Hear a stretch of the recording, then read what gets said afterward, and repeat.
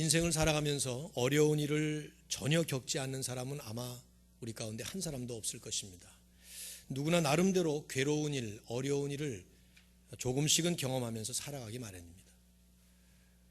그런데 흔히 우리는 그런 인생의 어려움과 풍파를 겪을 때가 불행한 시기요, 행복하지 못한 경험이라고 생각을 하지만 지나놓고 보면 그런 어려움을 겪었던 때가 오히려 복된 시기였고 그 어려움 자체가 우리에게 큰 유익인 것을 깨닫게 됩니다.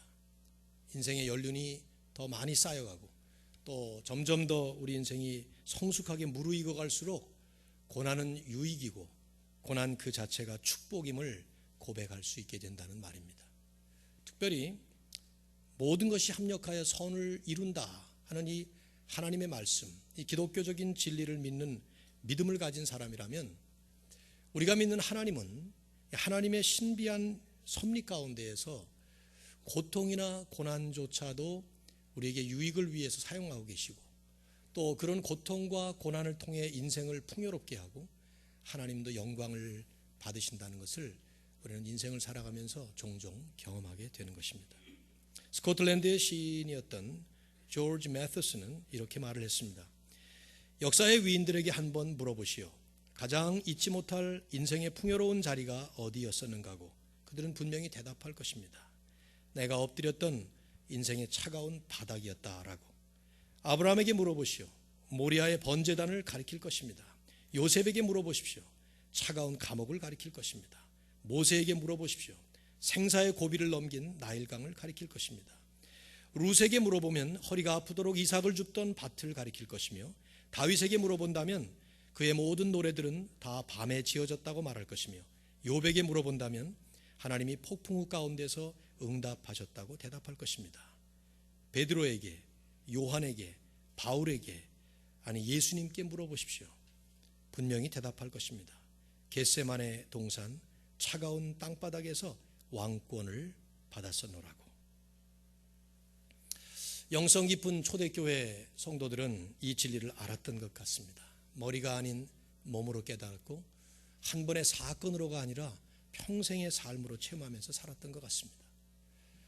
그래서 그들은 신앙의 여정 속에서 불현듯이 찾아오는 핍박이나 환난, 고난이나 고통을 만날 때에도 불필요하게 당황하거나 혹은 믿음의 회의를 느끼기보다는 오히려 믿음의 주요 온전케 하시는 분인 예수님을 향해서, 주님을 향해서 믿음으로 더 가깝게 나아갔다는 것을 우리에게 모든 역사들을 통해서 보여주고 있죠. 우린 지난주에 이러한 일을 겪었던 에피소드를 함께 나누었어요. 부흥하던 예루살렘 교회에 또다시 찾아온 그리고 강하게 불어온 환난의 불길 앞에서 성도들이 어떻게 대처했는가 하는 것을 말씀을 살폈습니다. 시간이 없어서 다 살피지 못해서 좀 아쉽긴 했습니다만은 오늘 나머지를 함께 보겠는데요. 헤롯은 아마도 자신의 그 정치적 입지를 확고하게 만들기 위해서 그런 야욕 때문에 교회를 핍박하기로 작정한 것 같습니다. 그래서 첫 시도로 사도 중에 한 사람인 야고보를 잡아서 목을 베는 참수형을 감행했어요.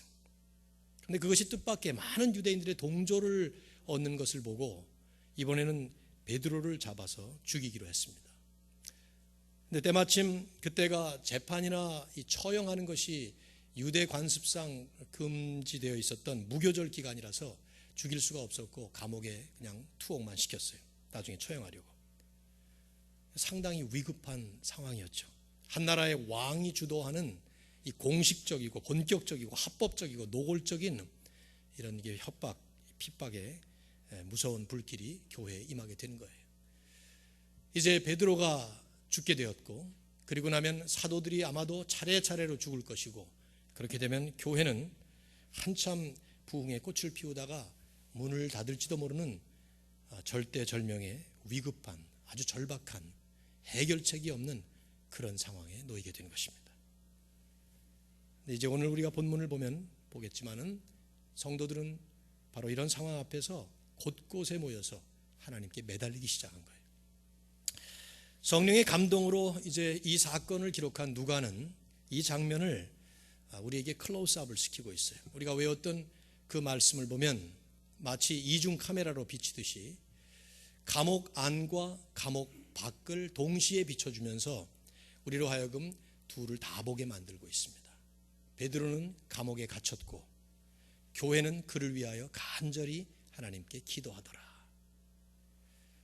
지난주에도 언급을 했습니다마는 우리는 이 본문의 사건을 이 글을 기록한 누가가 강조하는 식으로 볼 필요가 있습니다. 어떤 사건을 신문 기자가 기록을 한다면 그 사건 기록을 통해서 읽는 독자들이 기억했으면 좋겠다 하는 사건들만 취사선택해서 보도할 거예요.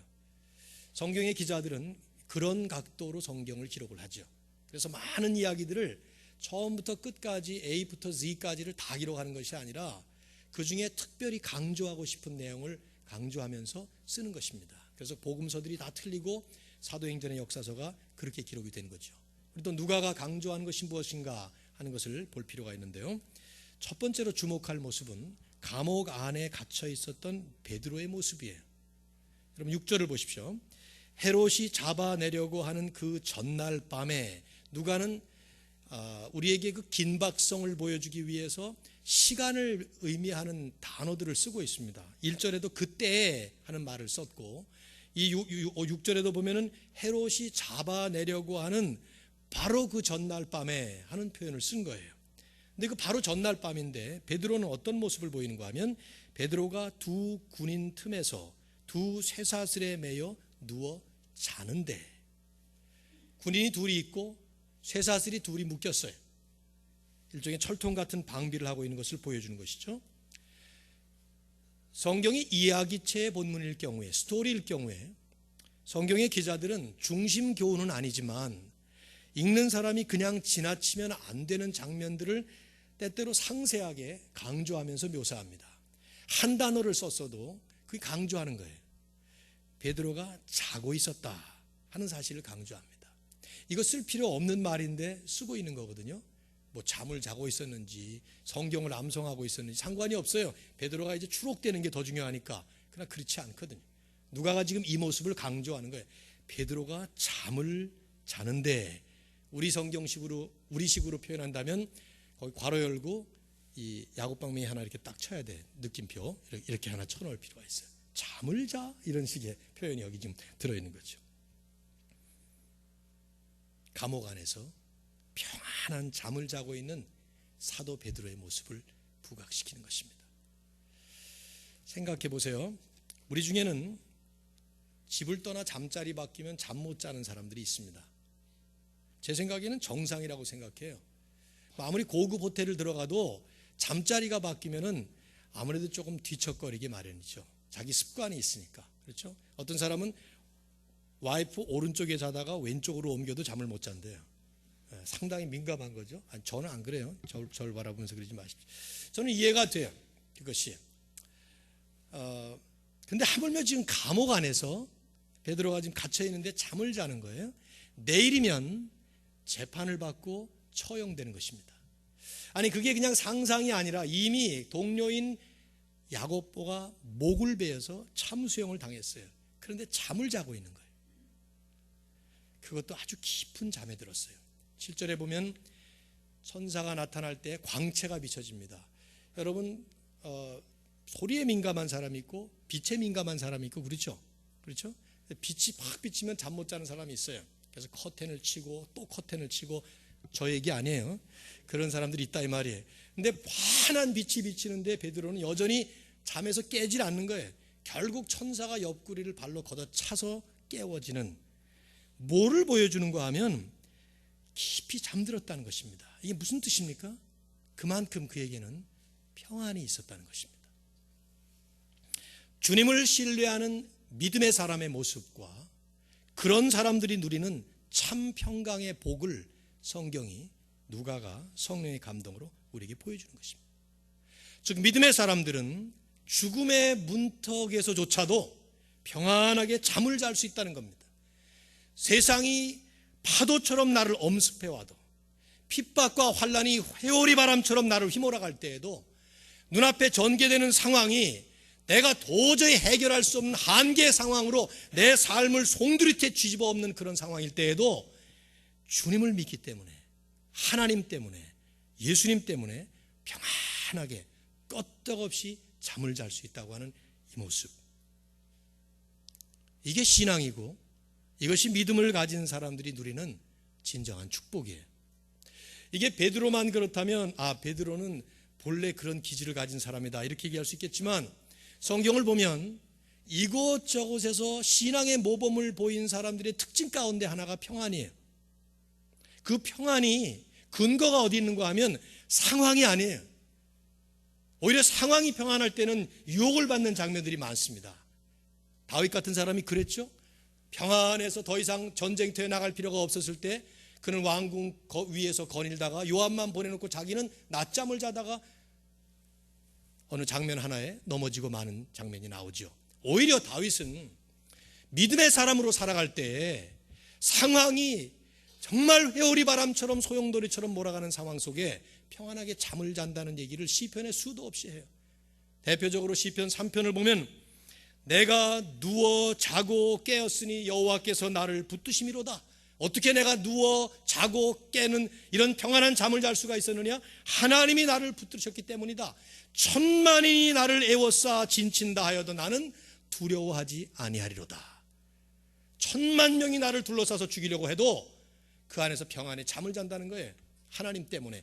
그 시편 3편의 표제에 뭐라고 나오는가 하면 압살롬을 피할 때에 지은 시 이렇게 나옵니다. 압살롬이 누굽니까? 압살을 할 놈이죠. 압살롬의 이런 말 들어도 싸요. 이놈은. 왜냐하면 아버지인 다윗을 죽이려고 했던 사람이에요. 근데 다윗이 자기 평생에 승리의 승리를 거듭했던 사람이에요. 통일 왕국을 이루었어요. 다 안정됐어요. 그런데 압살롬이 왕위를 찬탈하려고 사람들의 마음을 도둑질해가고 그리고 어느 날 갑자기 공격을 해서 다윗은 피난을 가게 됐습니다. 여러분, 인생 살면서 가장 어려운 것은 믿는 사람에게 배신당하는 일입니다. 그런데 압살롬은 다윗이 가장 사랑했던 아들이에요. 머리에서 발끝까지 흠이 하나가 없는 아주 꽃미남이었다 이 말이죠. 근데 그렇게 사랑하고 애지중지 키웠던 그 아들놈이 자기를 죽여서 왕위를 찬탈하려고 할 때 그 배신감, 잠을 잘 수가 있겠어요? 그 상황이? 그런데 다윗은 잠을 잔다는 얘기를 합니다. 시편 4편에 그 다음 시편도 보면 내가 평안히 눕고 자기도 하리니, 평안히 누워 자기도 하리니 나를 안전하게 살게 하시는 이는 오직 여호와시니라. 하나님 때문에 누리는 이 믿음의 사람의 평강의 잠을 말씀하고 있는 것입니다. 여러분 잘 잡니까? 한번 질문해 봅시다. 뜬금없는 질문 같지만 결코 그렇지 않습니다. 현대인의 가장 공통적인 일반적인 고질적인 병 중에 하나가 불면증입니다. 잘 자세요, 여러분? 네. 걱정 마세요. 전 너무 잘 잡니다. 시도 때도 없이 자서 설교 시간에도 자고요. 제가 설교 시간에 자는 사람을 보면 부럽기도 해요. 참, 저는 설교 시간에 자본 적이 없는데 긴장돼가지고. 근데 아무튼 설교 시간에 잠을 자는 분들 이렇게 시끄럽게 막 소리를 치고 그래도 어떤 분은 이제 그 주위에 팔에 안겨서 주무시는 분들 계신, 정말 설교 그런 분들이 하시는 말씀이 있어요. 설교 시간에 그 자는 잠이야말로 꿀맛 같은 잠입니다. 뭐 이렇게 저보고 얘기하시는 분들 있긴 했는데, 그것도 잠은 잠이죠. 주님이 주시는 평안한 잠을 잘 자느냐 하는 질문을 하는 거예요. 잠을 못 자는 문제가 여러 가지 있을 수 있어요. 건강의 문제 있을 수 있습니다. 또 나이 들면 연세 드신 분들이 저보고도 종종 하시는, 김 목사도 늙어봐, 내 나이 돼봐, 잠 안 와, 뭐 이런 얘기 하시는데 그것도 이유가 될 수 있죠. 또 성격 문제일 수 있어요. 체질 문제일 수도 있습니다. 그러나 종종 잠 못 자는 문제가 믿음의 문제일 수도 있다는 사실을 기억할 필요가 있어요. 마태복음 8장, 마가복음 4장, 누가복음 8장을 보면 공관복음서의 기자들이 공통적인 한 사건을 이뤄가는데 광풍이 일어납니다. 예수님과 제자들이 배를 타고 갈릴리를 건너가는데 광풍, 우리말에 큰 광풍이라고 표현됐더라고요. 마가복음 4장에 보니까 영어로 a great storm 혹은 furious storm, 그 무서운 광풍이 불어서 배가 뒤집히게 됐어요. 그런데 그 안에 이 삼복음서의 기자들이 강조하는 모습이 있어요. 그게 뭐냐면 예수님이 잠을 주무시는 거예요. 베개를 베고 잠을 주무신다는 말까지 썼어요. 강조를 하고 있어요. 쿨쿨. 타이타닉처럼 큰 배라서 파도에 흔들리지 않는 배라면 이해가 되지만 이게 기껏 해봐야 5명, 10명, 20명 그런 배일 텐데 고기 잡는 배인데 이게 얼마나 흔들렸겠어요. 그런데 거기서 잠을 주무시고 계신 거예요. 근데 그 모습에 대조적으로 나머지 제자들은 갈팡질팡 아우성을 하면서 예수님을 깨웁니다. 그때 예수님이 하셨던 말씀을 공관복음서의 기자들은 똑같은 얘기를 합니다. 믿음이 적은 자들아. 누가복음에 보니까 너희 믿음이 어디 가느냐 그렇게 질문하세요. 믿음과 관련되어서 상황을 보면은 잠을 잘 수가 없죠. 그러나 그 안에 주님이 계시니까, 예수께서 계시니까, 하나님을 믿기 때문에 그 하나님 때문에 하나님이 주시는 평강을 누릴 수 있다는 것, 그것을 성경의 기자들은 우리들에게 강조하고 있는 것이죠. 여러분, 혹시 여러분이 잠 못 이루는 그 밤의 원인이 믿음이 부족해서 그런 것은 아닙니까? 상황이 물론 이해는 돼요. 그러나 내가 믿는, 그리고 여러분이 믿고 있는, 우리가 선포하고 우리가 고백하고 있는 그 하나님에 대한 신앙의 문제가 그 잠 못 이루는 원인은 혹시 아니냐 이 말이죠. 질문해보고 점검해볼 필요가 있습니다. 하나님께서 사랑하시는 자에게 잠을 주시는도다. 시편 127편 2절에 그런 말씀이 있어요. 지나가면서 하는 말이지만 잠이 안 올 때 여러분의 처방을 좀 알려드릴게요. 종종 잠이 안 올 때가 있죠. 간단해. 처방은 첫째, 성경을 읽으세요. 기가 막히게 잠이 올 거예요. 성경을 읽을수록 잠이 안 온다. 그건 수준급 신앙에 오른 거예요. 그러니까 성경을 읽으세요. 첫째, 성경. 뭐 이런 걸 적으려고 그러는 사람도 있는데, 둘째는 깨서 기도하세요. 잠이 안 온다. 아, 이건 하나님이 내게 깨서 기도하라고 그러시는 거구나. 이렇게 생각하시고 깨서 기도하세요. 기도하다가 잠듭니다. 하나님이 그렇게 잠을 주시니까요. 간단해요. 사실은요. 그걸 뭘 불면증 가지고 고생하고 돈 주고 약 사서 먹습니까? 3일 동안 잠을 못 잤습니다. 뭐 이런 얘기 하는데요. 이시영 박사 하는 얘기가 3일 동안 못 잘 수 없대요. 어느 순간 애가 졸면서 잔다는 거예요. 설교 시간에 보충하고 뭐 기차 타고 다니면서 보충하고 다 보충 안 되는 거예요. 아예 깨서 성경 3일 동안 읽고 기도 3일 동안 해보면 잠 잘 오게 돼 있어요. 하나님께서 우리에게 주시는 축복 가운데 주님을 신뢰하기 때문에 누릴 수 있는 이 평강의 축복, 저의 삶 속에 주시는 축복 되기를 주의 이름으로 축원합니다. 우리가 이 본문을 보면서 역력하게 주목해야 될 두 번째 사실은 천사의 방문 사실입니다. 7절부터 10절까지를 보면 천사가 나타나서 이제 베드로를 구출하는 아주 그 전격적인 어떤 작전 같은 게 나와요. 지금 뭐 CIA가 최근에 제가 알고라는 영화를 보면서 야, 참 그 당시에 일어났던 실화인데 이게 참 너무 멋있다. 나는 여기서 그 모습이 지금 보여요. 지금 천사가 그 벤 애플렉처럼 들어가 가지고 여기서 안 보셨으니까 제가 얘기하지 맙시다. 그냥 베드로를 구해내가는 이거 장면이 나오는데, 베드로가 잠을 자는데 바로 전날이에요. 바로 다음 날이면 이제 헤롯은 잡아서 죽이려고 하는 것이죠. 헤롯이 나중에 얼마나 성질이 나가지고 파수꾼들 다 죽이는 장면 나오잖아요. 천사가 나타나는 장면이 환하게 광채가 비춥니다. 굳이 광채가 비춰야 될 이유가 뭘까? 지금 간수들도 다 잠들고 파수꾼들도 잠든 것 같아. 보니까 그냥 무사 통과하는 걸 볼 때 천사에 현현했다는 것을 성경이 우리에게 증명하는 말이에요. 베드로가 깨질 않았어요. 옆구리를 쳐서 깨웁니다. 7절 보세요. 천사가 말을 몇 마디 해요. 급히 일어나라, 빨리 일어나라, 꾸물거리지 말고. 그러자 쇠사슬이 손에서 쫙 벗어집니다. 천사가 또 말합니다. 8절에 띠를 띠고 신을 신으라. 베드로가 그대로 합니다. 우리말 그대로 나오죠. 천사가 또 이릅니다. 겉옷을 입고 따라오라. 그러자 9절에 보시면 베드로가 나와서 따라가면서 이게 꿈인가 생신인가 환상인가. 베드로가 고넬료 환상의 경험이 있잖아요. 한번 경험하고 나면 계속 그렇게 우리가 해석하는 경향이 있죠. 둘째 파수, 첫째 파수 다 지나면서 시내를 통한 쇠문에 이르니까 쇠문에 문이 쫙 열리는 거예요. 전부 다 기적이죠. 거리로 나왔어요. 천사가 떠나갑니다. 여러분 7절부터 10절까지 이 천사가 베드로를 구출해내는 이 장면에서 누가가 우리에게 강조하는 모습은 딱 하나예요. 천사가 전적으로 주도하고 있고 베드로는 그저 수동적으로 따라만 가고 있어요. 뭘 보여주려고 합니까? 하나님의 강권적인 인도하심과 보호하심. 그리고 그 인도하심과 보호하심에 전적으로 위탁되어 있는 베드로의 모습을 보여주는 거죠. 베드로는 이렇게 나올 수 있는 능력이 없었어요.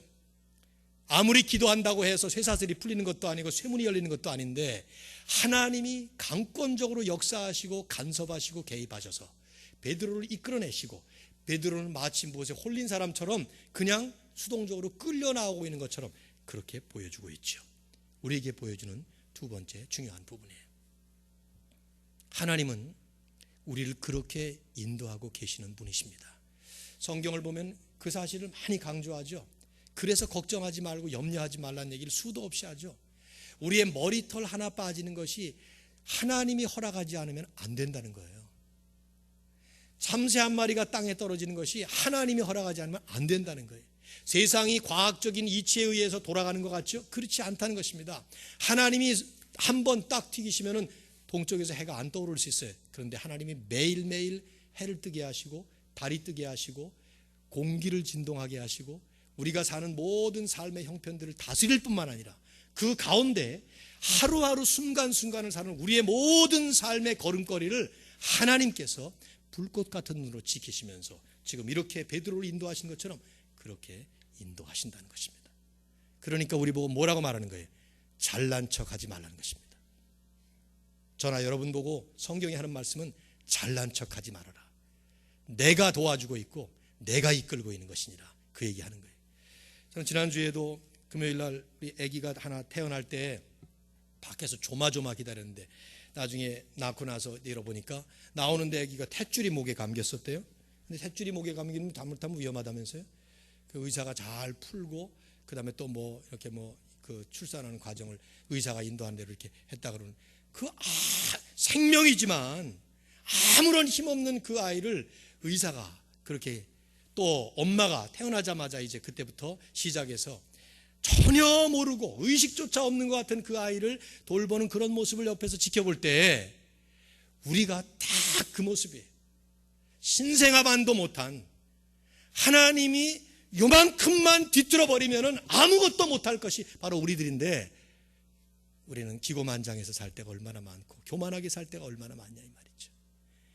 베드로가 내일이면 죽을 절대절명의 일촉즉발의 위기의 순간에 하나님이 나타나셔서 천사를 보내셔서 이렇게 베드로를 인도해 나가는. 제가 한 번쯤 더 말씀을 나눌까 하는 생각을 하다 그냥 관뒀는데 천사의 존재와 사역에 대해서 성경이 우리에게 가르쳐주는 것을 좀 우리가 한번 정리할 필요는 있는데 뭐 그러다 보면 사도행전이 너무 길어지는 것 같아요. 그래서 간단하게 그냥 정리를 좀 하겠는데요. 우선 천사의 존재와 사역, 여러분이 이 글을 읽으면서 아마 좀 궁금하실 것 같기도 합니다. 성경은 천사의 존재와 천사들의 사역에 대해서 분명히 증거하죠. 천사들이 하는 일이 뭡니까? 성경이 우리에게 가르쳐주는 대표적인 세 가지 사역이 있습니다. 첫째는 하나님의 말씀을 전달하는 사역을 하죠. 그렇죠? 그 대표적인 천사가 가브리엘이에요. 두 번째는 하나님의 백성들을 보호하는 일을 합니다. 그 대표적인 천사가 미가엘이에요. 마이클. 그래서 이 두 천사의 이름은 성경에 나와요. 세 번째는 하나님의 심판을 대행하는 일을 했습니다. 소돔과 고모라 성을 멸망시킬 때에도 하나님은 두 천사를 대동하셔서 결국 두 천사를 보내기도 하고 그렇게 하시죠. 아무튼 천사가 어떤 존재냐, 간단하게 몇 말씀만 드리면 하나님이 창조하신 피조물이고요, 천사도 창조물입니다. 육신이 없는 영적인 존재입니다. 그래서 우리 눈에 보이지 않아요. 그러나 성경을 보면 종종 필요에 따라서는 몸을 가지고 나타나기도 했습니다. 그때에는 사람인 줄로 사람들은 오해하기도 했어요. 이 천사들 중에 타락한 천사들 무리를 우리는 악령들이라고 얘기하고 있고 그 괴수를 사단이라고 말합니다. 천사들은 사단도 마찬가지지만 인간이 갖지 않은 초능력을 가지고 있습니다. 하나님 같지는 않지만은 우리 인간의 능력으로 불가능한 그런 초능력을 가지고 있어요. 하나님은 천사들을 보내셔서 하나님의 백성들을 보호하시곤 했습니다. 개개인을 위한 퍼스널 가디언 에인절이 있느냐 하는 질문을 하기도 하는데 오늘 이 본문에도 보면은 나중에 베드로가 마리아의 집에 기도하는 모임에 갔을 때 그 사람들이 믿지 않고 그의 천사 His angel 이런 표현을 쓴 걸로 봐서 베드로의 가디언 에인절이라고 믿었던 것 같은데 이건 성경적인 진리라기보다는 그 당시에 유대인의 관습적인 그냥 하나의 믿음이라고 그렇게 보시는 것이 좋을 거예요. 우리 한 사람 한 사람을 지키게 하는 천사가 있는가? 그거에 대해서는 성경이 정확하게 얘기하고 있지는 않죠. 천사들의 주 역할과 목적은 하나님께 영광을 돌리는 거예요. 자, 우리의 관심은 이거죠. 오늘날도 천사가 나타나느냐 하는 것입니다.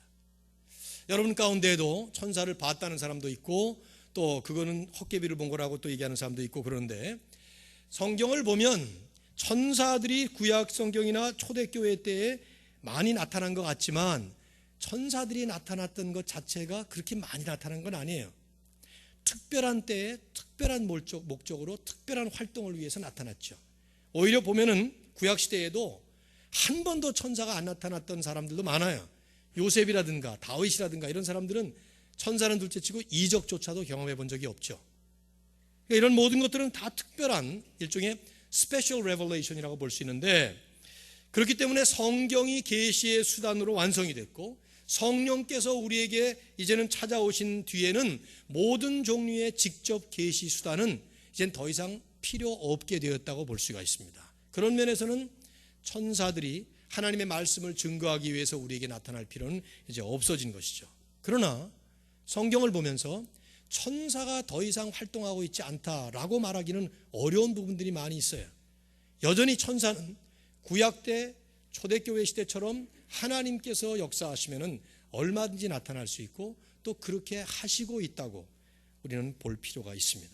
실제로 현실적으로 이런 경험을 한 사람들의 증언들을 들어보면 그것은 결코 우리들이 간과할 일은 아닌 것 같아요. 빌리 그레이엄 목사님이 쓴 책 가운데 Angels, God's Secret Agents라고 하는 책이 있어요. 천사들, 하나님의 비밀 대리인들 이렇게 번역할 수 있는데 번역판이 있는지는 모르겠습니다만은 그 책에 보면 천사들에 대한 얘기를 하면서 한 에피소드를 얘기를 해요. 실화입니다. 남태평양의 뉴 헤브라이즈 종족들에게 원주민들에게 사역을 했던 선교사들의 영웅적 존재로 불리는 사람인데요. 스코틀랜드의 선교사 존 페이튼 선교사라는 분이 계셨어요. 그분이 이제 그 원주민들 사역을 할 때 한 번은 원주민들이 이 선교사님 가족을 죽이고 또 집을 불사르기 위해서 몰려왔던 적이 있었습니다. 그러니까 몰려와서 쫙 둘러쌌어요. 불들을 다 들고. 선교사님과 아내와 또 그 가족들은 밤새도록 기도했죠. 근데 한참 기도를 하는데 갑자기 이들이 사라져 버린 거예요. 전부 다. 1년이 지난 다음에 원주민들의 추장이 회심이 됐어요. 그리고는 그 섬 전체가 다 개종이 돼서 물을 수가 있었습니다. 그때 물었어요. 1년 전에 당신 떼거리로 몰려와서 우리를 죽이려고 했는데 왜 그냥 갔습니까? 그랬더니 오히려 추장이 반문하는 거예요. 1년 전에 우리가 이 집을 불살려고 할 때 그때 선교사님들과 함께 있었던 사람들은 누굽니까? 하는 거예요. 누군데요? 아무도 없었습니다. 그랬더니 아니라고. 수백 명이 칼을 들고 뒤에 서 있었다는 거예요. 그 집 뒤에. 그래서 너무 무서워서 죽을 것 같아서 도망을 갔다는 거죠. 그때 페이튼 선교사님은 하나님께서 자신들을 구원하기 위해서 특별히 천사들을 보내셨다고 그렇게 기록을 남기고 있어요. 글쎄요, 오늘날 이런 천사들의 경험을 하는 사람들이 얼마나 될 수 있을지는 모르겠습니다. 사도행전에 오늘 이 에피소드 가운데 베드로를 천사가 구출했다고 해서 이 말씀이 우리도 위태할 때가 되면 하나님이 천사를 보낸다 이렇게 볼 필요는 없고 그렇게 볼 수도 없을 것 같습니다. 왜냐하면 꼭 그런 건 아니니까요. 오히려 우리를 향한 공통적인 교훈이 있다면 이렇게 우리는 이 사건의 교훈을 받습니다. 하나님은 교회나 성도들이 또 공동체로서나 혹은 개인적으로 위험에 처할 때 혹은 하나님을 간절하게 필요로 할 때 반드시 간섭하시고 찾아오시고 인도하시고 보호하신다는 것입니다. 이것이 하나님께서 우리에게 처사하시는 하나님의 깊은 섭리 가운데 하나예요. 하나님의 백성들이 곤경에 처할 때 특별히 그런 때 하나님은 간과하시거나 나 몰라라 하시는 것이 아니라 오히려 찾아와 주시고 특별한 하나님의 방법으로 하나님께서 인도해 주신다는 것이죠. 페이튼 선교사님이 훗날 기록한 것을 보면 그가 평생도록 이런 체험들을 한 건 아니에요. 딱 한 번 그때 했고 오히려 그분도 엄청난 고난을 겪었습니다. 그의 첫 부인은 아기를 출산하다가 사망했습니다. 그리고 17일 만에 그 아기도 죽습니다. 선교 사역 초기에 일어났던 일이죠. 일평생 사역을 하면서 얼마나 고통을 많이 겪었는지 몰라요. 자기 손으로 아기와 아내의 무덤을 파서 묻어야만 했고요. 그러나 그는 그 후에 자신의 삶에 대해서 이렇게 썼습니다. 나는 단 한 번도 버려진 적이 없었다. 하나님으로부터. 언제나 하나님은 자비로우신 손길로 나를 보호하셨고, 그래서 나는 내 사랑하는 가족들을 한 무덤 안에 안장시킬 수 있었다. 만일 그때 예수님께서 나와 함께 동행하시지 않았더라면, 그리고 나를 그곳에서 보호하신 그분과의 교제가 내게 없었더라면 나는 아마도 미쳐버렸을 것이다. 그리고 그 외로운 무덤 곁에서 함께 묻혔을 것이다. 하나님이 우리를 보호하신다는 것은, 예수님께서 우리와 동행하신다는 것은 내가 원하는 방법으로, 내가 바라는 그런 모습으로 우리에게 임한다는 것이 아닙니다. 오히려 하나님의 섭리에 합당한, 하나님의 뜻에 합당한 모습으로 우리를 인도하신다는 것입니다. 그러면서 우리는 세 번째로 이 전체 이 사건의 주제를 정리할 필요가 있습니다. 그것은 바로 하나님의 섭리라는 것입니다. 베드로의 구출 속에 담겨져 있는 하나님의 섭리예요. 오늘 이 본문을 보시면은요, 이 본문의 핵심은 12절부터 그 이후에 나오는 이 사람들의 반응이에요. 이제 베드로가 구출되자마자 그는 생각을 했어요. 아마 성도들이 나를 위해서 기도하고 있을 것이다. 그래서 찾아간 곳이 어디냐면은 12절 말씀을 보면 깨달은 뒤에 마가라는 요한의 어머니 마리아의 집에 갔습니다. 왜 하필이면 이 집에 갔을까? 이곳저곳에 많은 사람들이 기도하고 있었겠지만 특별히 이 집이 사람들이 종종 모였던 그런 기도의 집, 예배의 처소라고 생각이 됐기 때문에 그랬겠죠. 가봤더니 거기 사람들이 기도하고 있었어요. 12절에 보니까 베드로가 문을 두드립니다. 그 다음에 나오는 장면이 약간 코믹하기도 해요. 막 문을 두드리니까 그 사람을 영접하는 여자 종 아이가 하나 나왔어요. 어린 아이였어요. 오늘 본문에 보면 여자 아이라고 번역되는데 그 말이 맞는 거예요. 나왔는데 베드로가 나다, 문 열어라. 그러니까 베드로 음성을 듣고는 너무 기뻐가지고 문을 열지 못한 채 뛰어들어간 거예요. 그리고는 베드로가 대문 밖에 서 있습니다. 그랬더니 기도하던 사람들이 뭐라 그러는 거 하면 Are you out of your mind? 너 미쳤냐? 멍청아? 바보야? 그런 말 분명히 섞었을 것 같아요. 너 미쳤냐? 베드로가 지금 감옥에 있는데 그런 말 하니까 정말 베드로예요. 내가 봤어요. 정말이에요. 그의 음성이. 그랬더니 그러면 그의 천사일 거다. 그런데 밖에서 계속 두드리는 소리가 난 거예요. 문 열라고. 사람들이 문을 열고 거기 16절에 뭐라고 나오죠? 그들이 문을 열어 베드로를 보고 어떻게 했다고? 놀라는지라. 다들 깜짝 놀란 거예요. 베드로가 조용히 하라고. 너무 놀라면서 막 떠드는 소리가 우왕좌왕하고 막 떠드는 소리가 조용히 하라고. 손짓하면서 거긴 야고보가 또 나오는데 그 야고보는 예수님의 동생 야고보로 예루살렘의 수장이 된 사람이죠. 야고보와 형제들에게 가서 말해달라고 그러고 자기는 다른 곳으로 이제 떠나가죠. 이 사건을 누가가 기록을 하면서 우리에게 보여주는 것은 물론 이런 면이 없잖아 있긴 있을 것 같기도 해요. 이 사람들이 기도를 열심히 했는데 정작 기도의 응답으로 베드로가 구출받아서 왔는데 응답이 되니까 못 믿는, 기도는 하면서도 기도 응답은 안 믿는 그런 경향이 있을 수 있죠. 우리도 많이 그러잖아요. 내일 피크닉을 가니까 비 오지 않게 주옵소서 해놓고는 그 다음날 우산 2개 가지고 너 하나 나 하나 이렇게 갖고 나가는, 비 오지 않게 해달랐으면 비가 안 올 거를 믿고 그냥 나가야 되는데 우리도 이제 그래도 만에 하나 뭐 이러면서 그냥 그런 것처럼. 근데 제가 볼 때는 그거라기보다는 다른 거라고 생각돼요. 뭐냐면 이분들이 지금 베드로를 위해 기도하기는 했지만 베드로가 살아날 것이라고는 꿈에도 생각을 못했던 거죠. 설마. 왜냐하면 야고보가 죽었어요. 그리고 지금 상황은 베드로가 살아나올 상황이 아니에요.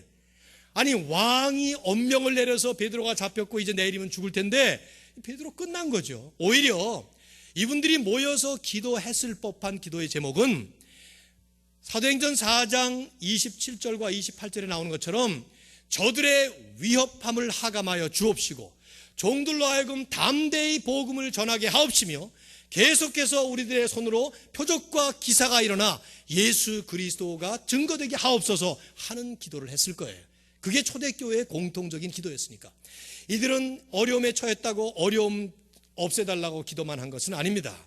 살아나겠다고 발버둥 친 것만은 아니에요. 오히려 더 궁극적인 기도의 제목은 이런 상황 속에서도 하나님이 드러나시고 복음이 증거되기를 위해서 간절하게 기도하는 것이죠. 아마 이 사람들이 그렇게 기도했을 거예요. 그랬기 때문에 베드로가 살아나왔다는 것이 믿어지지가 않은 거예요. 뭘 우리에게 보여줍니까? 하나님의 섭리는 신묘막측한 놀라운 차원에서 이루어진다는 것입니다. 우리가 상상도 못해. 어떻게 보면 기도도 안 했는데 베드로가 살아난 거예요. 놀란 것이죠. 그래서 우리도 그럴 때 많이 있잖아요. 여러분이 기도도 구체적으로 하는데 어쩌면 하나님이 구체적으로 그렇게 응답하시듯이 해주시는가. 예수님은 마태복음 7장에서 뭐라고 말씀하세요? 너희가 기도하기 전에 너희에게 좀 나와주면 좋겠는데 있어야 할 것을 하나님이 이미 아시느니라. 그래서 기도하지 말라가 아니에요. 그래서 기도하면서 하나님의 마음을 읽고 하나님의 섭리에 동참해서 하나님의 역사를 펼쳐나갈 때 함께 하나님께 찬양 돌릴 수 있도록 그렇게 하라는 것이죠. 오늘 우리가 이 사건을 보면서 정리하게 되는 큰 부분은 하나님의 섭리예요. 놀라운 하나님의 섭리가 있어요. 신묘막측한 차원에서 하나님의 섭리는 진행이 됩니다. 이걸 믿음의 눈을 가지고 바라보면 바라볼수록 우리를 참으로 경이롭게 만드는 하나님의 섭리가 있는 거죠.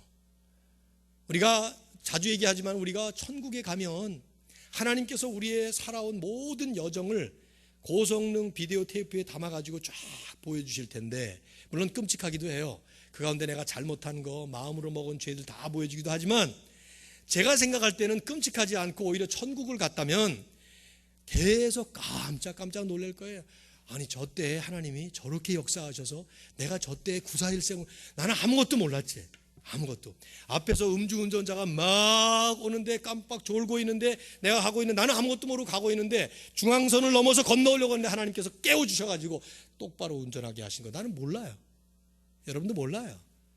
예배 끝나고 갈 때 이제 글쎄 뭐 어떤 예를 들까요 제가 넘어져가지고 코가 깨지는지 머리가 깨지는지 몰라요. 그런데 넘어지지 않도록 여러분의 뇌를 반짝하게 하시고 넘어져서 돌아가시는 분들 많거든요. 김인수 장로님이라고 존경하는 장로님도 참 사역 많이 하실 수 있었는데 얼음 빙판 교회 주차장에서 그 빙판 다 녹아있고 그 하나 땅인 하필이면 고기 밟으셔서 넘어지셔서 뇌진 땅으로 돌아가셨는데 어떤 일들이 일어날지 몰라요. 그러나 우리가 생각해야 될 것은 그렇게 불의의 사고 혹은 어떤 어려움 때문에 돌아가는 사람은 하나님에게 저주받고 살아난 사람은 구사일생으로 하나님의 축복받은 것이냐? 아니라는 거죠. 여러분 이 사건을요, 여러분이 염두에 둬야 될 부분 하나는요, 야고보는 죽고 베드로는 살아났다는 사실입니다. 똑같은 사도인데 야고보는 평소에 기도를 안 했고 베드로는 기도를 많이 했고 그렇게 봐요? 그렇지 않아요. 인간적으로 생각해 보면 야고보는 참 억울했을 것 같아요. 교회 부흥에 자기 꽃도 한번 못 피워보고 더구나 그의 형제인 요한은 죽지 않습니다. 이 사람은 사도들 중에 제일 오래 살아서 장수예요. 마지막까지 밤모섬의 귀향까지 가죠. 마지막 성경을 기록하는 영광들이죠. 아니 똑같은 형제인데 하나는 일찍 죽고 하나는 끝까지 장수예요. 한 사람은 죽고 한 사람은 하나님이 전사를 보내서 기적적으로 구출해냈어요.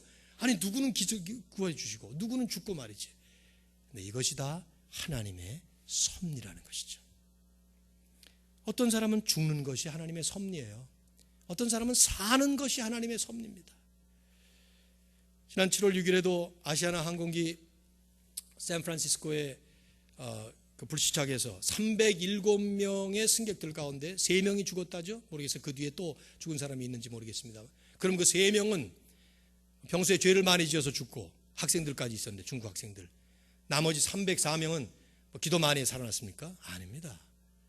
우리가 알 수 없는 하나님의 섭리예요. 제가 기억나는 게 9.11 사건 때 이 뉴욕의 무역센터가 무너질 때 그때 한 페인트 회사 직원이 어떤 사무실에 페인트 칠하러 들어갔는데 페인트를 칠하니까 그 사람들이 이 색깔이 안 맞는다고 가서 딴 페인트 갖고 오라 그래가지고 투덜투덜하면서 자기 회사로 나갔다가 무너졌어요. 그게 투덜투덜하다가 살아난 거예요. 그 사람. 그럼 그 사람은 평소에 뭐 부인이 기도 많이 해서 안 그래요. 어떤 사람은 죽는 게 하나님의 섭리라 이 말이에요. 어떤 사람은 병을 하나님이 기적적으로 치유해 주는 게 하나님의 섭리인가 하면 어떤 사람은 꽃다운 나이에 우리가 이해할 수 없는 불의의 사고로 그러나 하나님의 뜻에 가는 것이 하나님의 섭리일 수 있다 이 말이죠. 우리는 오늘 이 사건을 보면서 어떤 상황 속에서도 하나님의 섭리를 바라보고 하나님께 모든 것을 올려드릴 수 있는 이런 믿음으로 살아가야 되는 줄로 믿습니다. 이것이 초대교회 성도들의 깊은 영성이었어요. 그래서 그들은 하나님께서 아무리 세상이 그들을 무섭게 도전해도 그 가운데서 오직 하나님만을 믿고 하나님을 신뢰하면서 믿음으로 응전하면서 결국 하나님이 결론을 다 내주시는 것을 바라볼 수 있는 이런 아름다운 신앙으로 살았던 것을 우리에게 보여줍니다. 다음 주에 이 헤롯의 마지막 비극적인 결과를 한번 보면서 하나님의 승리가 과연 어떤 것인가, 도전, 응전, 결전의 마지막 세 번째를 마무리를 할 것입니다. 오늘 우리에게 우리 하나님께서 2000년 전에 어떤 교회 어떤 사람들에게만 일어났던 하나의 에피소드가 아닌 지금도 역사하시는 하나님의 역사가 여러분과 저의 삶 속에 있다는 것을 기억하시면서 주님을 바라보시고 힘을 얻고 주님 앞에 영광 돌릴 수 있기를 우리 주 예수 그리스도의 이름으로 축원합니다. 하나님